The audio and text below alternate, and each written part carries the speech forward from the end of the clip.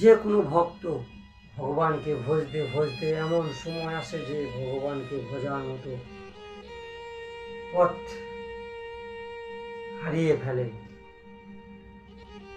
কারণ পরিবারের চাপে পড়ে ভগবানকে স্মরণ করতে পারে না। কারণ সে চেষ্টা করে কিন্তু এমন চাপে পড়ে সে ভগবানকে স্মরণ করতে পারে না। যদি বার স্মরণ করার চেষ্টা করে তাহলে আর যদি কোনো দাদা বা ভাই থাকে তার সঙ্গে যদি একসঙ্গে কাজ না করতে পারে বা একসঙ্গে যদি না যেতে পারে তাদের মনে কত হিংসা হবে বলো। তাই সেই সব ভেবে কিছু সময় আসে ভগবান শিবকে স্মরণ করা বা ভগবান শিবের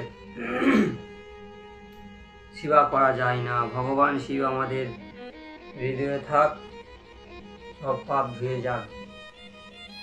যখন সুধর্মা ও ঘোষমা প্রতিদিনের মতো ভগবান শিবের পূজা করতে লাগলেন, তারপর যখন ঘোষমার পুত্রবধূ সকালে উঠে যখন শয্যার প্যানে তাকালেন, মানে বিছানার প্যানে তাকালেন, তার স্বামীকে দেখতে পেলেন না।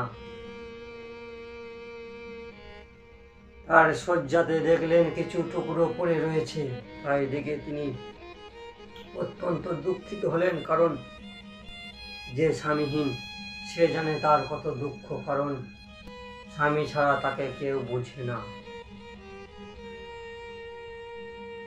হ্যাঁ, যদি স্বামীর সঙ্গে ঝগড়া করে, রাগ দেখায়, তাহলেও যখন তার স্বামী থাকে না তখন সে মনে মনে ভাবনা চিন্তা করে